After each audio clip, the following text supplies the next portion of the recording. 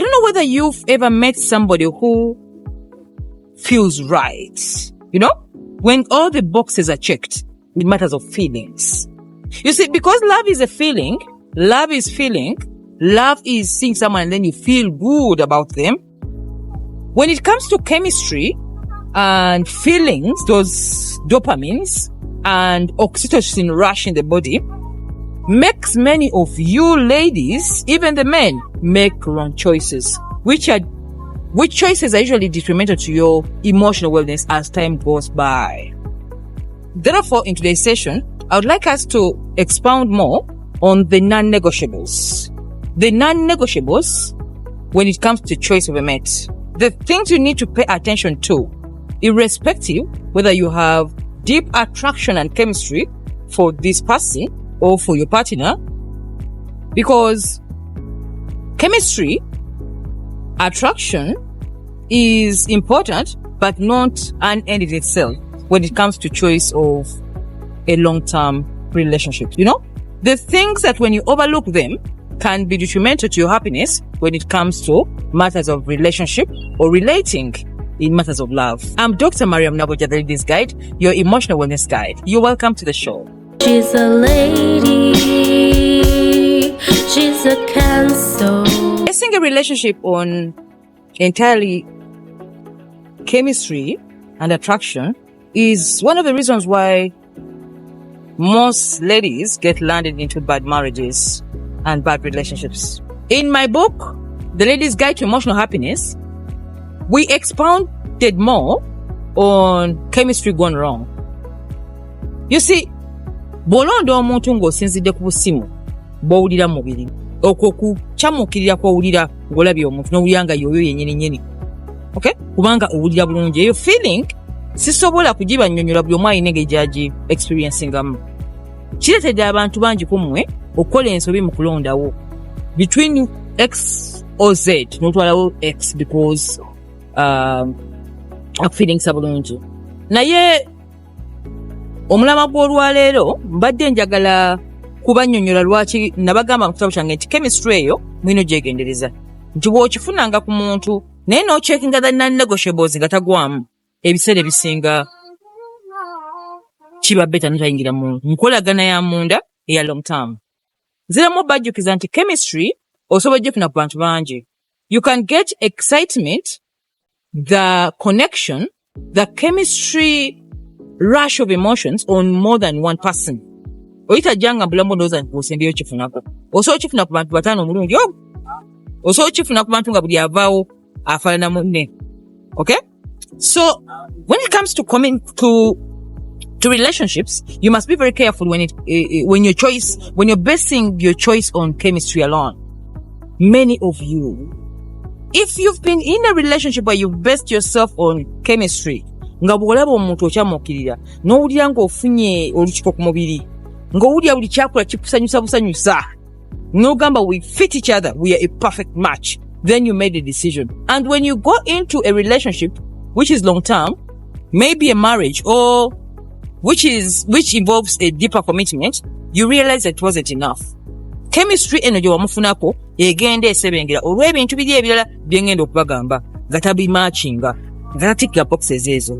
So bangi bajja mu inbox nga bambuuza, Mariam nonde wani, nina abasajja babiri basatu, onanjagana mbulidwa gwe nonda, onate mpulira njagala oli mwavu ne mwagala, onayina se naye simwagala, ono anjagala nnyo naye talina mpisa. Nga buli omu alinako ekintu ky'omuggyako ne kikufula nti ogenda mwagala oba tagenda kuwa ky'oyagala. So last week we talked about the list. Every woman needs a list and everyone has a list. Era nabagambye nti buli myaka ogitambula genda ng'okyusa ka list yako k'owandiika. Ka list k'okozesa kati tekagenda kubanga ka list ke kamu ku myaka 3. Si ke kamu ku myaka 4, ayi si ke kamu ku myaka 5, ayi si ke kamu ku myaka 6. Buli wogenda ng'okyusa mu myaka n'ebyetaago, list gy'okozesa mu kunoonya omwagalwa ekyuka. Oba tonnamufuna. So listing okyali muwala muto, chemistry, n'olaba omuntu n'owulira nga mwena mwakifunako bannange. Oba wali okifunyeeko n'olaba omuntu n'owulira nga comment below. Tell us, how was that experience? N'olaba omuntu n'owulira nga oyinga gwe bayisizaamu umeme. Kozi umeme yagenze. Uyinza kwayisizaamu you tugagira UEDCL. Kwegamba no sinziryako kino ogamba nti yono omutuufu Katonda bwe yatondera. N'olwekyo I say I do. Many people say I do basing on that, but psychologically speaking, as years run by, that I do basing on feelings has landed many of you in tears. Era bw'oba oliko omu ku abo kubanga tubuulireko experience yali etya. Okay? So then, chemistry alone, nabagamba mu kitabo kyange, is not a yardstick of a happy marriage. Though it is a bonus if you find one. If you can find a partner who gives you that emotional connection with chemistry, it's an added advantage. Nti oba okyeyongeddeko bw'aba kiina. Naye bw'aba takiina, era still ekyasobola okubeera happy marriage nga kikirimu. Okay? Tetujja kugamba nti tukulembezanga yardstick. So abaana bali mu 20s, abawala abato, basinzirira nnyo ku kintu ekyo bayita chemistry, okusalawo okulonda abaagalwa. Most of the time. Nze, I love him. Abamusanyufu ngawulira, ekyo ekintu ekyo. Naye bw'ayingira mu long term emyaka nga kitambula, akizuula nti tekyali tekimala mu kusalawo okwa long term partner. Okay? Kye kituleese olwaleero nti mukyuse ku lists ezo. List ye wakozesa nga okyali muvubuka muto. Tejja kubeera list yemu gy'okozesa mu kunoonya ng'okuza emyaka. Nze ntunuulira abantu abanoonya, nze mpulidde ebyo neewuunya. Kimpadde chance okutuuka kuba singles n'empulira abantu beetaaga n'ennyonyi omutobe nti ng'omuntu kyayagala ekyetaago n'emyaka gye gy'alimu tebikwatagana nga kiri alina kivaako. Okay? Bw'oba omanyi nti olina abaana naye ng'onoonya mwagalwa, waliwo ebintu olina okuteeka wansi nga ne bw'ofuna omuntu alina chemistry nga kubya bumeme n'enviiri eziyimira ku mutwe bwe ziti, ayinza okuba si ye muntu omutuufu okutwala munda for long term relationship because olina abaana, olina obuvunaanyizibwa, ali naawe okuzeeko ekyo kikyali kyetaago. So there's a book I was reading recently where the lady was saying life is a butter trade. Musoke mumpulirize. Life eringa butter trade. Mwabasoma ku butter trade, oleeta nte n'enkuwa sabbuuni bw'oba gwe guweetaaga. Tetufaayo ente yasende emmeka naye sabbuuni tomuyina. Sabbuuni omwetaaga n'okusinga ente gy'oyina. So kitegeeza nti mpe ente nkuwe sabbuuni. It's called butter trade. Meaning that when it comes to life, she said, success. What is success? Success is giving up what you have to get what you want. At that particular moment when you're giving away something, which is not even value to you, but is value for another person, and they're giving away what you need, that butter of trade is what they call success. Who your success definition what you say? Titojja gamba nti otuuse muvunaanyizibwa obw'okukuza abaana. Oli aleeta amasannyalaze ga chemistry, ogambe nti butter trade. Ekyo si kye weetaaga. Kubanga oyinza okuba weetaaga school fees, oyinza weetaaga domestic settlement, oyinza okuba weetaaga omuntu agenda ofatheringa abaana bo, agenda okuwa leadership in the relationship. Olina wajja n'amasannyalaze nga gakuba gatya, oyo si gwe weetaaga. So, omuwandiisi yatugambye mwegenderezanga nnyo butter trade in life. Kikyowaayo ofune kyoyagala. Bannanga abaana abawala batradies of their youths for nothing. N'obeera omwana omuwala omuto, n'ofuna omusajja nga mukulu myaka, n'atabaako value gyakwongeddeko, omwadde youth yo, omwadde omubiri omuto, omuzizaamu n'obulamu, naye n'akuwa nothing in return. That is not butter trade. Kubanga ye abadde anoonya youth, gw'obadde onoonya ki? So abaana abawala abato abasinga batradies of their youth, their beauty, their energy for peanuts, because tebategera nti life is a butter trade. Bwe mba nina mind olinga agenda gisasulira to download my ideas to improve themselves using my brain, that is butter trade.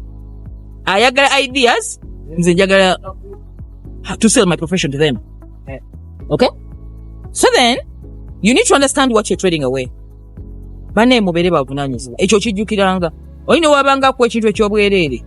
Tuula wansi ogambe, what am I selling off? Am I selling off my time? Am I selling off my mental health? Am I selling off my energy? Am I selling off my youth? Am I selling off my peace of mind? Am I selling off my, what are you trading off to get what you want? So life is a barter trade. What are you trading off? Kati nebina ebya choices of mate eya long term abali single mutandika okutula wansi muwandiike kiki ogenda okutunda ofune kyoyagala. What are you giving away to get what you want? Baleme bagwa bintu byemuteetaaga kubanga bw'oba tolina kyoweetaaga bw'oba totegedde kyoweetaaga bagenda kiwa kibateetaaga. Oli ajja kuwa ente omuwa sabbuuni naye owa sabbuuni owente akubuuza sabbuuni gwe mbadde njagala. Okay? Bannange mubeere bavunaanyizibwa. Relationships are like a business. You think through, you rehearse before you make commitment. So zino marriages ezibaddewo ez'abaana abawala okufumbirwa nga tebamaze kulowooza through nga bakosa chemistry. Omuntu yenna akosa chemistry n'omwami okuwasa nga akoseza chemistry. Bannange mulowooze ku kintu kya barter trade. What are you giving away in order to get what you want? Okay? So life is an exchange. Omuwandiisi oyo yagambye nti oyinza oku-exchanging. These are things you can exchange. There is health, there is relationship, there is family, there is career, there is education, there is wisdom. Gwononya woogwa nti omuwendo gwo gusinzira ku ekyo ky'ogaba oli akuwe ky'oyagala. Kati bw'oba totegedde muwendo gwo bane teri atalina muwendo. Bw'oba totegedde muwendo gwo n'ogugabira ku bwereere oba ku peanuts gwayika ekizibu. I don't know why it took me a lot of time to understand. My mind was an A+ mind. Kasikimanyi. Nali neewuunya lwaki abantu balinga bannoonya emabega. Okuva obuto bwange abantu abanneetoolodde. Kumbe naye simanyi nti bali baagala bwongo bwange. Nga sikimanyi. Kyantwalira ebbanga ddene otegeera value yange. Nengamba lwaki abantu bannoonya? Oli n'atambula okuva gy'avudde ewala. N'avuga emmotoka n'antuukako bw'ati. Waakira nsaana kukola nga ayimirira awo. Kitegeeza nti waliwo ekyo kyenina kye baagala. Natuula wansi nga nakitegeera. Revising with my advisor, Nangamba Mariam, they need that head. So stop opening your mouth and howling. I had to learn to stop talking. Era bamanyi mwenna, bwemba siri ku camera one, bannange okunziramu ekigambo ku simu. N'okubisimira n'egikwata, ne twogera long, I want wow. Era abantu mbagamba send a message I want to screening era. Bwe ndaba nga byongamba sijja nga nkusindikira my admin nga yoge naawe. I do not open my mouth and howl. Because I learned that I'm sending my mouth. Ntunda bigambo na bwongo. Kati oli wajja n'akuteeka mu mboozi in form of a friendship. Yembaddemu ebbanga lyonna. Winatega nti nga mmaliza nkooye. They drain your energy. They drain your mind. They download all the books you've read in one lot. Ola gwe ky'onoonyeza emyaka 10 okimira ddakiika 5 on peanuts. That was a trade-off. So even relationships are the same. If you're a beautiful woman, if you're educated, woba ina value yo, is okuba na beauty see your appearance, your beauty is in something else. Look for your value. Know your value. Know your worth. And trade it in barter trade. Ntoli kyomuwadde. Bwakubuuza nga nti ndayefulanga tengonga nedda wali onoonya ki. Bw'otamanya muwendo gwo gugenda fuuka byabugage eri abantu abalala. Wawutubadde ninanjula. Hope I'm clear. Life is a barter trade. What are you giving away? To get what you want. Tobanga kukuswala. Tebakuswaza ngambo. Love has to be unconditional. In life, be unconditional. Love is unconditional. Love is unconditional. Tebikola. Love is conditional because relationships are conditional themselves. You don't just make choices based on chemistry and you lose a lifetime. Whenever you move in a place with your loved one and you see your relative rolling their eyes like this, ngabwotuka mmadwe mwakula bwati ngomanya gwaliko ekikyama. Bwolaba ng'otadde ekikyala kyalavawo ku social media, tunula mu comment section olaba tubogera. Bwolaba nga emiwendo gy'abantu abangi bakuvuma, nga buli mwagamba yo naatuga bwolaba nga bakuvuma bangi nnyo. The law is called collective consciousness. Abangi bwe basimba olulimi ekizimba ekikola ki? Engero eŋŋanda nazzeemu okusoma akatabo k'Oluganda. Baba akatabo akusomesa engero z'Abaganda. Kasesa muli ebintu n'onyenya omutwe gwo. Tosoma ekintu gweba, it is common sense. Oli yabirowoozaako atya simanyi. Abangi bwe basimba olulimi ekizimba we kyabikira. As in, when you see people are saying the same thing in the comment section over your relationship, listen to them.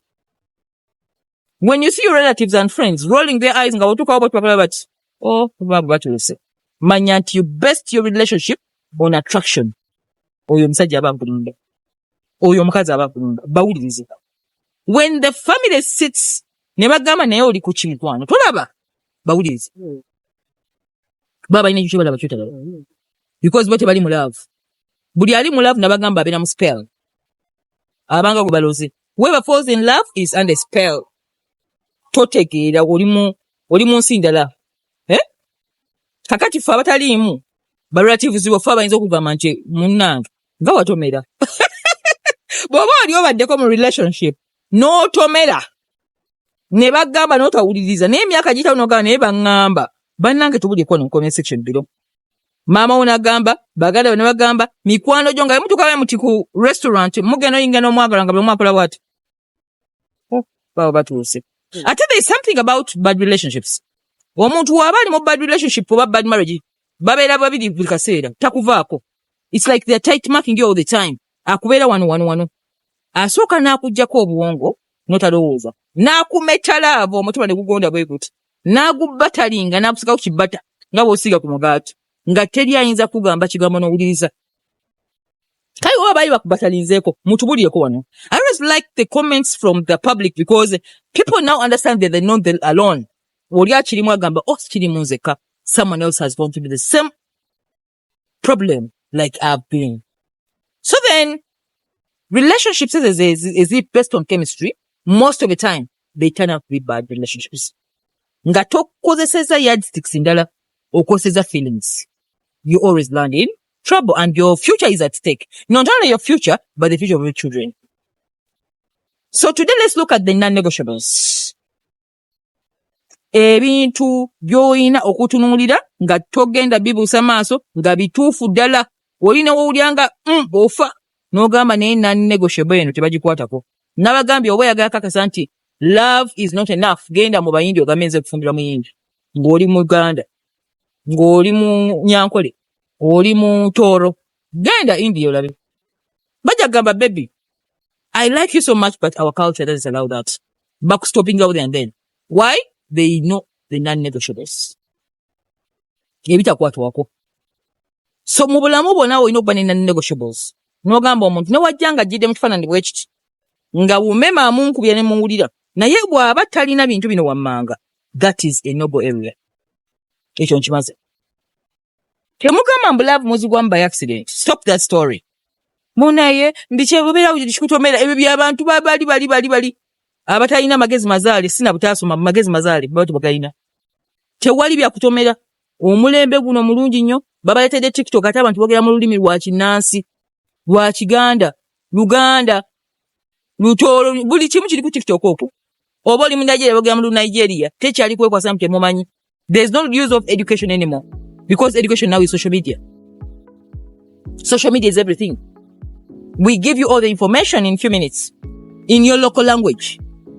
Kati kyali gamba nti kintomedde bannange simanyi saamanya tewakyali butamanya. Ignorance is going to be the one of the most expensive things in the next generation.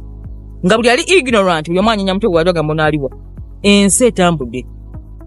Tubibaweera ku video ya 3 minutes olina agamba omwami waaba bw'ati tata n'akikubawo video neggwako omulala n'ayingirawo. We are in a first world now. So don't base your relationships on ignorance and toyaga kuya kiri munsi. Switch off your phone because you are in yes bajita wate jowe creating yawe kaweka ngateri bantu balala. Okay, so let's look at non-negotiable number 1. Let's look at faith enzikiriza. Religion has an impact on love. Religion has an impact on marriage. Religion has an impact on how you relate and how you connect with the loved one. Bw'osanga abalokole nga bafumbo ng'omwami mulokole n'omusajja n'omukyala mulokole bw'obuyinza okuyimira for a long time. Bw'osanga abasiraamu ng'omwami muisiraamu n'omukyala muisiraamu ofu buyinza okutambulako because enzikiriza yeemu. There is power in belief. Bw'osanga abali ba atheists, okay, ba traditional abatali baddiini, traditional biki culture ng'omwami musawo Omuganda n'omukyala musawo Omuganda ofu okusobola okuwangala n'okusinga obw'omulokole ng'alina Omusiraamu. Why? When you believe in the same thing, when you have the similar belief, you walk longer. Omuntu wabata inanzikiriza yakuta ayinza okutawanya mukumukirizisa nti muli mu kintu kyentu muli babiri. No, Rachel, muntu niyenzikiriza. How is your faith? Don't say, baby, I love you. I don't care about where you're coming from, but we love each other. When you get into a committed relationship, I tell you the truth, religion matters. Faith matters. If it doesn't matter, that home is confused. Mija chida. Ngabana leo babuza muli bachi. Mwana yasesa mwayo mkozi wange yasesa. I know she will watch this. Yagambe waka auntie. Nze ndi musiramu. Naye mami ate ye mu katuliki. Kati wakati wekutulamu abamu bagenda mu bakatuliki. Naseka na fense kuli mugamba excuse me. Buli omu jasanga jasabira omwana ono yajja wangega mulokole. Nga mukozi wange mulokole. Gye byagweranga asiramu seninnyali. Tumugamba mwana gwe kigenda mu maaso. Nagamba ati mwenakuze nakyuse kati anti sikyali mulokole abalokole n'abavuddemu kati ndi musiraamu. Bamukyusizza. Ne mugati wona akula n'otuuka myaka gino ogenda fuuka ki? Nangamba nti wakati olina abalokole n'abasiraamu mu nnyumba y'emu. So do not base your life on only chemistry. Look at somebody's faith. It really does matter. Too much. When two people work together and they agree in the same faith and belief, they can connect deeper. Ng'olulimi lumu lwe lumu. W'oyogera olulimi olw'enzikiriza, mukkiriza mu Katonda y'omu. So omu ng'agenda mu traditional gundi, ono mulokole. How can you connect? N'oba mwagala otya nannaye. Love ebaawo. Ebyo mba mwerinda. So, check always your faith system. It really does matter when it comes to choice of a relationship mate. Dr. Mariam Nagujja. And in case it's your very first time on this channel, we offer useful content that grows your emotional wellness, the feelings on the inside, the things that make life worth living, the things you talk about every day in your discussions, whatever you are, the emotions. Because we believe when someone is emotionally well, they make better choices, they become more productive in their work life, but most importantly, they become happy and fulfilled in their relationship and love life. And that's the reason for this channel. So that is what faith does when it comes to love. Don't take it for granted. Okay? Choose someone in your faith base in case that is really important to you and important to the future of your children. Non-negotiable number 2. Let's talk about family. Let's talk about family. You see, family, your family, his family really matters when it comes to a committed relationship. You see, when you're just getting into this dopamine rush of love, you overlook the value of family in your choices.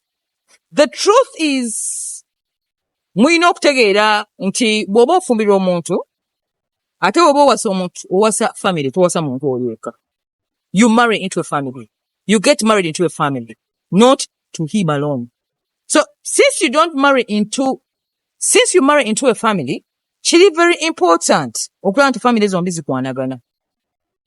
Singa family zigana okwanagana bannange. I don't know whether any one of you has been in a relationship or in a marriage where your families didn't click. Nga buli omu watuuka buli omu atunula bw'ati. Family ntiyagala family eri. Bannange ofumba bw'atandise padlock. You can push and push. You work like a donkey to impress. I'm telling you the truth, the moment family is against you, no matter how much your lover loves you, after some time, you have to go off. Because bano be baba bantu be. Era ne bw'aba agezezaako n'agamba kale kansikize mutwale, price gy'osa sulebeera nene, n'abagamba bata trade. Ugenda kwegula mu family kwagala. So most of the time, when you look at love in long-term basis, look at family as a yardstick of your connection, both of you. Nti family zombi zikwanagane. Family y'omukyala ne family y'omwami bwabeewo enkolagana eri deeper, which is harder most of the time. Tesiba kyangu. But in case for those who have it, well and good. But for those who don't have it, there is some need of management to be done to make sure these two families are in click. So you don't marry only your loved one, you marry into a family. Pay attention to the family. Okay? So that's a non-negotiable. Number 2. So totunuli ya muntu onu tunuya family mwapa. Awo.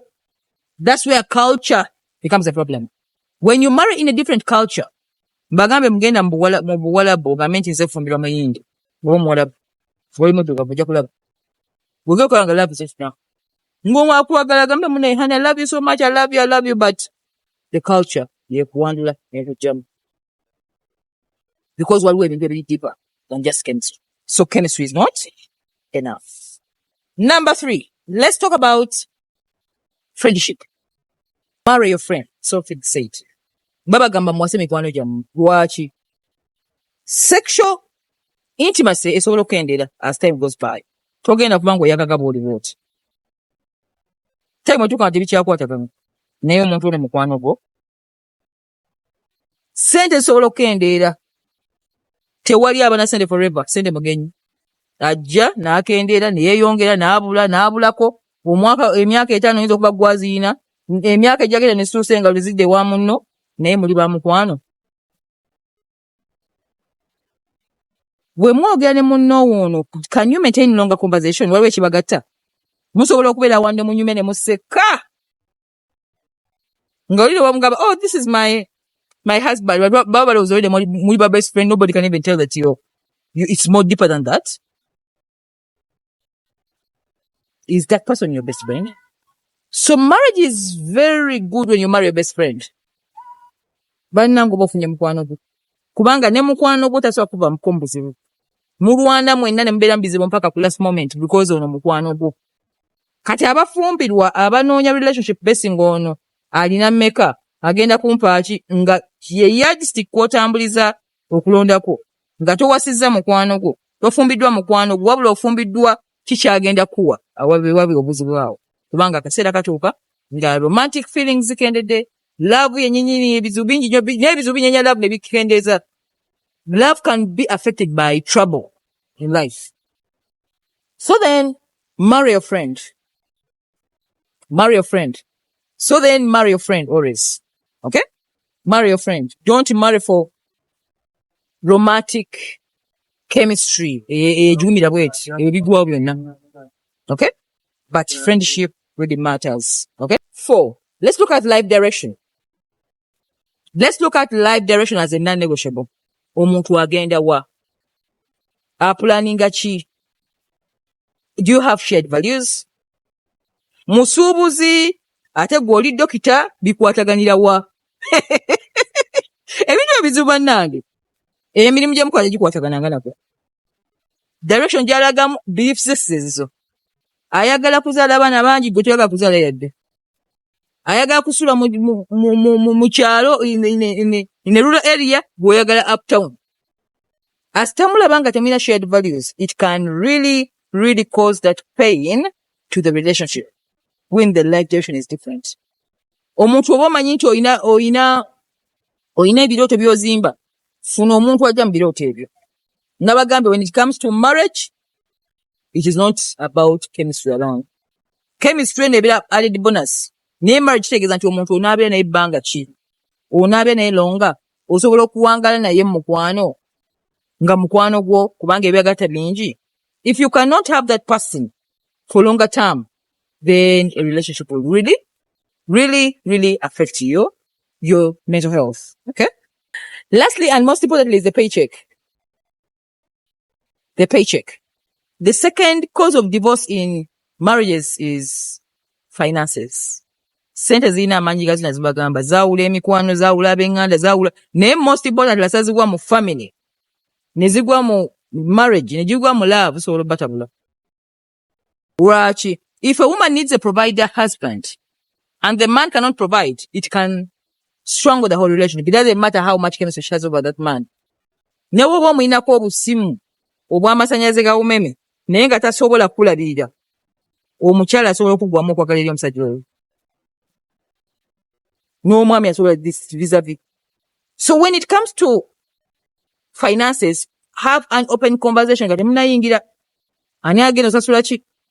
Toyingiranga mu relationship nga totegedde bills nasasula zitya. Ebyo ebintu ebisinga okutabula abantu. Oli asobola nasasula bw'ati n'agamba sijja kufaayo ntweyagala n'asasula amasannyalaze n'asasula amazzi naye time etamu oli n'agamba naye nga nzasasula nzekka. Ono omuntu ki ky'ateeka mu relationship eno olwo finances ziyingiddewo. So it doesn't matter how much you love that person. As long as somebody cannot provide for a home, for a family, nga it's one end, bannanga atukisa n'akoowa. Bw'atakuyisaamu maaso, agenda koowa. Bw'atakoowa, they are going to grow emotional distance from you. Because omukozesa emirimu mingi. Okay? Eso waba mukyala. Okay? So talk about the paycheck. Does he move from job to job? Buli mwaka aba n'omulimu mupya. Talina stability. Nabagamba, make your fields ready before you marry. Because marriage and children is expensive. Abaana basoma, abaana balwala, abaana bakola biki, all that is money. Okay? So if you know that relationship is about spending, bannange temwerimba. Tewerimba oyita kulimba nga nti kwagala ebigambo, bannange ebigambo, paper clipping. Paper clipping husbands. Aboogera ebigambo nga tamanyi nti ennyumba mwali, it's bills. Bannaye tebikola. That's the reality. So money does not make a marriage successful, but it can break a marriage. Money is not a yardstick when you're choosing a person to marry or when you're choosing somebody to spend a life with, because it can even disappear. Because in other words, even happiness may not even happen in that house when the money is even there. But it has impact in breaking homes. A lot of it. Money has a huge impact in breaking homes, breaking love, breaking whole families, breaking marriages. Eyina amaanyi mangi nnyo. N'olwekyo tolonda omuntu nti kubanga alina paycheck ennene. Ayinza okiba na paycheck nnene naye nga tagenda kuwa kitiibwa, tagenda kuyisa bulungi, tagenda kulabawo. You'll never feel emotionally connected to this man, no matter how much. So don't base on that also. However, don't forget the importance of money when it comes to domestic affairs. Money is very important. Okay? So mubyogere ku wano nga tonaba kubeera engaged. I don't know how many marriages get strangled when someone gets married, n'ayingira bwati mu kintu, agenda okutambulako bwati nga munne talina mulimu. Talina byakola. They're waiting for that big bank that is coming that will never come. Omu n'asasula bills, paka wakoowa, n'agamba tukome wano. Where has the chemistry gone? It has disappeared in the window. It doesn't matter. Okay? So these are the non-negotiables. Ebintu ebitaano by'olina okutunuulira n'ogamba nedda. Yadde nkulinako obusimu, mukwano nkwagala, bwe nkulaba bwe nti mpulira nga nsanyuka, bwe nkulaba bwe nti mpulira butterflies mu lubuto, naye ebintu ebitaano bino ncheckinga box zaabyo. Ne bwe nnaakwagala nga enzikiza zaffe za njawulo, tujja tuuka mu maaso ebintu bikole ki? Bikubagane. Ne bwe nnaakwagala nga tetuli ba friends, tujja tuuke mu maaso tebikukwatagana. Family asitazikubagana, naffe tugenda kukubagana. Finally. So the intention of all this to help you, the singles, to make better choices. Nabagambe guno omwaka naguba wadde. Gugenda okuggwako teryaddamu kubuuza. Kitegeeza okuba kati n'obulamu bwo mu maaso kyonna ky'ogenda okusalawo. As long as you're a ladies guy student, oweddeyo. Tewali information egenda suuka kwenu. I know other channels people are talking about love, but nobody can condense love in a psychological sense like I do. Say one, but it is a profession. Okay? So at the end of all this understanding, when you're making these choices, you don't have any excuse to make. Tiwalonda bubi, nga bina mbigambi wano. Nti olya kubi amasanyazi ogawulidde, kitegedde. Naawe n'ogawulya bwoti. Naye, n'ocheckinga boxes ezo. N'ogamba omuntu ono we nnaamutwala, naye si wa culture yange. Culture, especially cross. I don't know, but there is a problem. Love etambula bwe naye maaso waliwo ekituuka, oli n'ayagala origin ye. Wabona emyaka gy'okukola oyagala kujja ku lusizo, n'ogamba njagala kumanya ku bantu b'ewaffe. Njagala kubeerako Muganda. Ng'ate wagenda walala. Oya w'odya n'okima Omuganda munno. Do you know what it means to be with someone who is speaking the same language? I saw one video which made me laugh. When they had elected some, is this a chief justice? Oba mukyala ndozadde bamulonda which said, sijjukira n'ekyabadde kya azifu agenda kubeera mu mulamuzi. Naye nga muyindi, naye yayogedde Olunyankole. Olabye president nga asanyuse. Namugamba you speak Lunyankole nti yes. N'ayogera ekigambo omukazi n'akinterpreting. President yasanyuse. Why? They are speaking the same language. Irrespective of her being an Indian. That is already attractive. It's an attractive trait in communication. Era singa mbadde nsobola okuddayo n'embeera muto. Neza emyaka gyange 15 okuva kati. I would have been a linguistic. If I would study anything else, nayagala nnyo soma languages. Obudde tebwampa. Sawe bwa chance. Time yanzigwako. Simanyi, time kugamba sikyagiyina. Nayina bisoma luli nga bwe nasoma psychology ono. Binyuma nnyo ng'okyali muto ng'okyalina enjala eyo. Naye linguistic. N'otuuka mu China ng'oyogera lu China. N'ogenda mu India ng'oyogera lu Hindi. N'otuuka mu Bafaransa ng'oyogera languages. Languages. It is very, very attractive. Sinatulira omukyalo n'enseka n'okuseka. Nga muyindi ku ndabika naye nga munda alina software ya Western. N'ayogeramu olunyankolawo. President yasanyuse. N'agamba ono ajja kukolera ddala ono. They speak the same language. They can communicate. So kino ekya culture temukitwala lightly. If you're from the West, it would have been better to marry from the West. Don't cross. I don't know. That's my analysis. Lwaki kubanga time etuuka ekiseera ng'oyagala ku go back to the roots. Obeera omuntu buli culture erina ebintu byayo. Wano waliwo ebintu byaffe ebiri ate bitakola walala. N'abeeri tebikola waffe. Kati omucrossinga bwe omuntu omusomesa ebintu byo. Ne waba abiyiza abeera alimba. Ne bwe mwogera mulya nga tomuwulira mu communication abeera wala. Takubeerako na kisa nnyo ng'ono wuwo ddala. If you're from the north, you speak the northern language, even when you're together in intimacy. That alone is attractive. So don't take culture as something to joke about. Culture is very important. Culture is so important when it comes to choice of a mate. Okay? That will say, I need to remind you, and I'll always remind you, that we have a singles forum. But singles, twagala bakolera emirande mu ngeri tambyo. Mumanye nti buli omu kyayagala kinagambe butterfly kyoyagala kiriwo n'ayagala kiriyo eno. Naye bwe musanga platform where you can link up very quickly. Nga musobola communicatinga, okumanya nti ono ayagala nange njagala. It ceases to be a need. Njagala omuntu atukogamba nti ebyalabo mbivuddemu nga naye agezezaako. Agambe kakati mpanise. Mbivuddemu. Else, we have done our work. Okay? So join the Alpine Singles Network. Okuba nti oyanguyibwa okuka ku muntu omutuufu. Mbawa ku budde obumala. Yadde embeera busy naye olaba nti abasingo mbawako ku biseera. Era mu feelinga nze mmanya ne kitwala mwezi gumu oba ebiri mmanya nti waliwo omuntu ono yali yamwagala. Yali yamusaba. Lwaki nkikoze kubanga siraba lwaki mba mmanya abantu abanoonya n'abaagala n'ensirika. Why do I have to keep quiet when somebody is in need? Kasobola kujjawo nti obafuna. Naye ate nze nsobola obbafuna. Okay? So that is why I did that argument singles. Nti mbangwiza your choice of choosing of partners. And I'm also educating you on making better choices. The full package. Thank you so much and see you again next week. I'm Dr. Mariam Nagujja, Ladies Guide, your emotional wellness guide. Bye.